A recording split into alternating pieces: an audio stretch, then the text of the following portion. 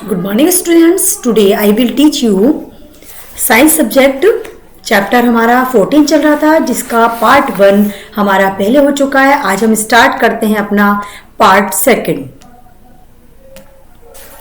Part second हमारा इसमें start हो चुका था विद्युत बल्ब का दीप्त तंतु यानी कि जलता हुआ तंतु जिसको फिलामेंट कहते हैं, तंतु कहते हैं, उसके बारे में स्टडी करेंगे आज हम।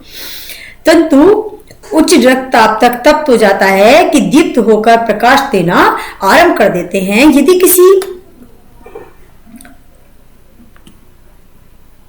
यदि किसी तार से बड़े परिमाण की विद्युत धारा प्रवाहित होती है तो तार इतना अधिक तप्त हो सकता है कि वह पिघलकर टूट जाएगा। लेकिन क्या यह संभव है कि कोई तार पिघलकर टूट जाए? आइए इसका परीक्षण करते हैं। एक्टिविटी 14.4 जिस विद्युत परिपथ का उपयोग हमने क्रियाकलाप 14.3 में किया था उसे फिर से बनाइए, परंतु इस बार सेल के स्थान पर 4 सेलों की बैटरी का उपयोग कीजिए। साथ ही नाइक्रोम तार के स्थान पर इस्पात ऊन, स्टील वूल का तार या पतली छड़ी बांधे। इस्पात ऊन के जूने का उपयोग प्रायः रसोई घरों में बर्तनों को साफ करने में होता है तथा यह किराने की दुकानों पर उपलब्ध होता है। यदि कमरे में विद्युत पंखा चल रहा हो तो उसका स्विच ऑफ कर दीजिए। कुछ समय के लिए परिपथ से विद्युत धारा प्रवाहित कीजिएगा। इस्पात ऊन के तार और लड़ी का ध्यान से परीक्षण कीजिएगा। आप ध्यान देंगे तो आपको पता चलेगा कि इस्पात ऊन का तार या लकड़ी पिघलकर टूट जाती है। तो देखिए, विद्युत बल्बों का उपयोग प्रकाश के लिए किया जाता है, परंतु बल्ब ऊष्मा भी देते हैं और वांछनीय नहीं है। इससे विद्युत की क्षति होती है। इस क्षति को बल्बों के स्थान पर प्रदीप्त नलिकाओं, फ्लोरोसेंट ट्यूब लाइट का उपयोग करके कम किया जा सकता है। सहन प्रतिदीप्त लैंप CFL किसको कहते हैं, जिसका हिंदी में नाम होता है सहन प्रतिदीप्त लैंप, शॉर्ट में कहते हैं CFLS, भी विद्युत की क्षति में कमी करते हैं तथा इन्हें सामान्य बल्ब होल्डरों में लगाया जाता है। फिर भी बल्बों, प्रदीप्त नलिकाओं तथा CFL को क्रिया करने से पहले इन पर भारतीय मानक ब्यूरो के ISI चिन्ह को देखना अवश्य चाहिए। वास्तव में किसी भी विद्युत संयंत्र का क्रिया करने से पूर्व इस चिन्ह को अवश्य देखना चाहिए। ISI चिन्ह यह सुनिश्चित करता है कि संयंत्र के निर्माण में सुरक्षा संबंधी सभी शर्तों का ध्यान रखा गया है तथा इसके उपयोग में ऊर्जा की क्षति न्यूनतम होगी। जिस भी वस्तु पर हमारा ISI मार्क है तो समझो वो पोर्ट अच्छे से चेक किया गया है, उसमें कोई प्रॉब्लम नहीं होगी। देखिए, आप चित्र 14 में देख रहे हैं विद्युत संयंत्रों के उपयोग में होने वाले फ्यूज। हमारे घरों में जो बिजली प्रवाहित होती है उसके लिए एक मेन सर्किट बोर्ड पर लगा होता है फ्यूज। ये उसी तरह का है। ये छोटा सा इसमें फिलामेंट लगा है जिसको आप देख रहे हैं। ये इस पर लगता है और हमारी लाइट प्रवाहित होने लगती है। तो कुछ विशेष पदार्थों से बने तारों को जब अधिक विद्युत धारा प्रवाहित होती है तब वे शीघ्र ही पिघलकर टूट जाते हैं। इन तारों का उपयोग विद्युत फ्यूज बनाने में किया जाता है। चित्र 14.14 सभी भवनों में प्रत्येक विद्युत परिपथ में फ्यूज लगाए जाते हैं। प्रत्येक विद्युत परिपथ में से प्रवाहित की जा सकने वाली विद्युत धारा की कोई अधिकतम सीमा होती है जिसे उसमें से सुरक्षा पूर्वक प्रवाहित किया जा सकता है। यदि किसी दुर्घटनावश विद्युत धारा का मान इस सुरक्षा सीमा से अधिक हो जाता है तो तार अति तप्त हो सकते हैं और जिससे आग भी लग सकती है। यदि परिपथ में उचित फ्यूज लगा है तो यह पिघल जाएगा जिससे परिपथ टूट जाएगा। इसलिए फ्यूज सुरक्षा युक्ति है जो विद्युत परिपथ की क्षति तथा संभावित आग के प्रति सुरक्षा प्रदान करता है। सावधान रहें, कभी भी मुख्य परिपथ से संयोजित विद्युत फ्यूज की जांच पड़ताल करने का प्रयास नहीं करना चाहिए। फिर भी आप विद्युत परिपथों की मरम्मत करने वाली दुकान पर जाकर बेकार हो गए फ्यूजों की एक फ्यूज से तुलना कर सकते हैं।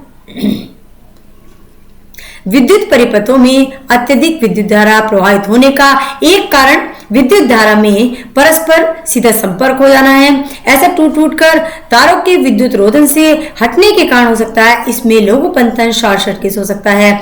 अत्यधिक धारा प्रवाहित होने का एक कारण एक ही सॉकेट से कई युक्तियों को संयोजित करना हो सकता है।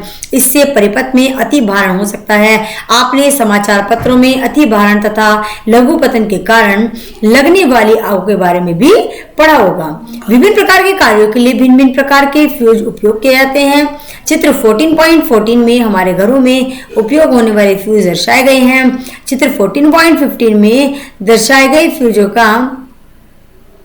फ्यूजों का व्यापक उपयोग विद्युत संयंत्रों में किया जाता है। हमने विद्युत धारा के तापीय प्रभाव का प्रेक्षण किया और इसका अपने लाभ के लिए उपयोग कैसे करें इसके बारे में भी सीखा है। क्या विद्युत धारा के अन्य प्रभाव भी हैं?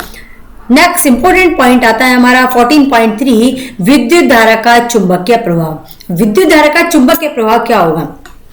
एक्टिविटी 14.5 में देखिएगा, उपयोग की जा चुकी माचिस की डिब्बी की कार्डबोर्ड ट्रे लीजिए। इसके चारों ओर विद्युत तार के कुछ फेरे लपेटिए। ट्रे के भीतर एक छोटी चुंबकीय सुई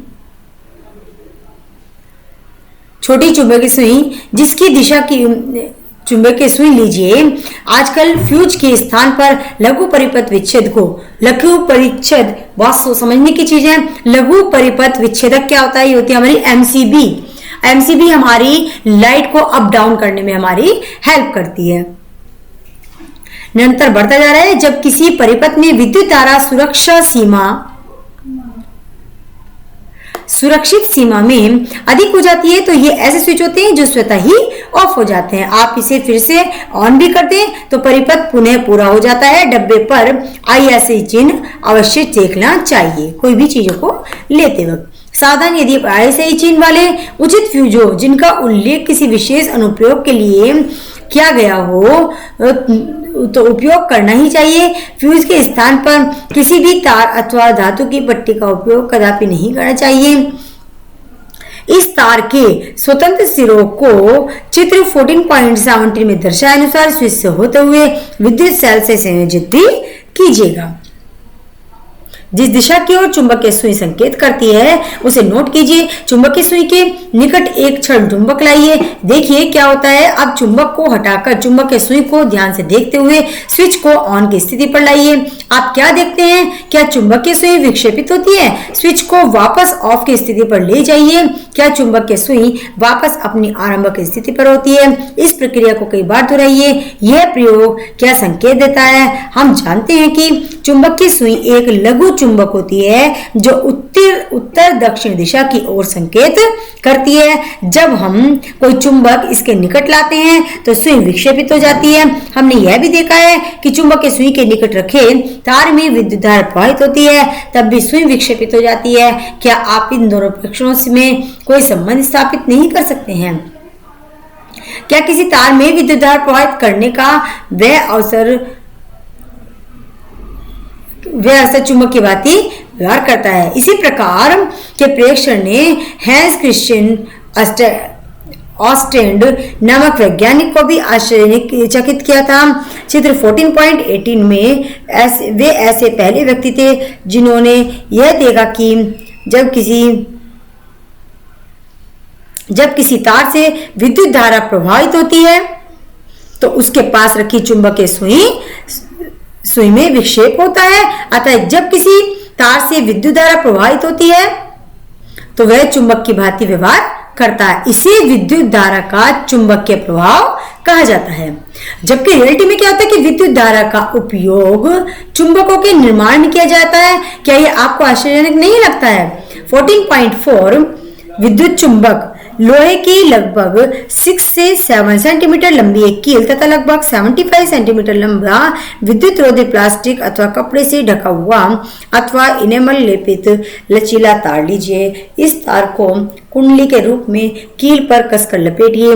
तार के स्वतंत्र सिरों को किसी स्विच से होते हुए चित्र 14.19 में दर्शाए अनुसार एक विद्युत सेल से संयोजित कीजिएगा। कुछ पिन इस कील के सिरे पर अथवा इसके निकट लाइए और स्विच ऑन की स्थिति में ऑन कीजिएगा और देखिए क्या होता है।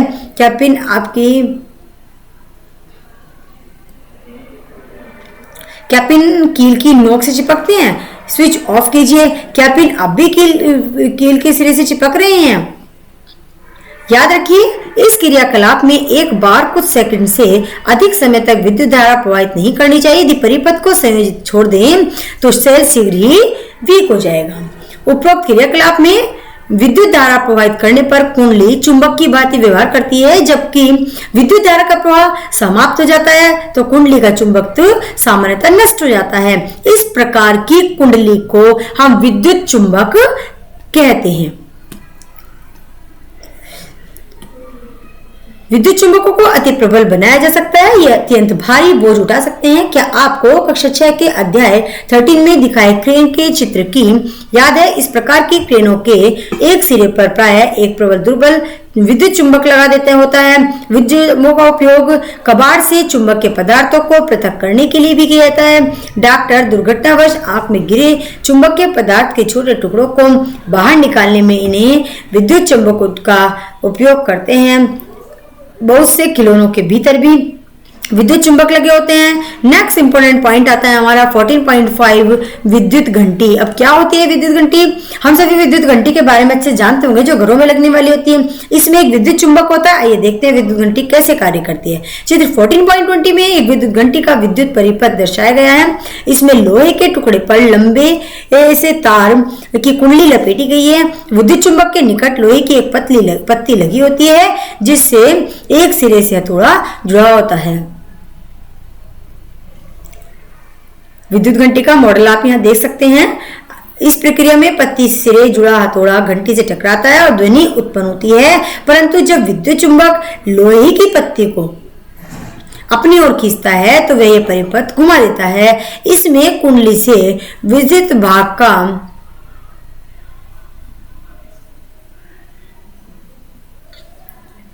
अब आप देखेंगे कि विद्युत चुंबक नहीं है तो पत्ती को भी अपनी ओर नहीं खींचा जा सकता है। पत्ती अपनी मूल स्थिति में आकर के स्पर्श करती है। इससे परिपथ फिर से कुंडली से पुनः विद्युत धारा प्रवाहित कर हथौड़ा पुनः घंटी से टक्कर मारता है। अति शीघ्रता से दोहराई जाती है। इस प्रकार होने पर हथौड़ा घंटी से टकराता है, विद्युत घंटी बच जाती है। तो स्टूडेंट्स, आपका चैप्टर यही एंड होता है। नेक्स्ट टर्न पर आपको इस चैप्टर के नोट्स सेंड किए जाएंगे। आप सभी को अच्छे से वीडियो को वॉच करना है, बुक से रीड करना है। Thank you everyone.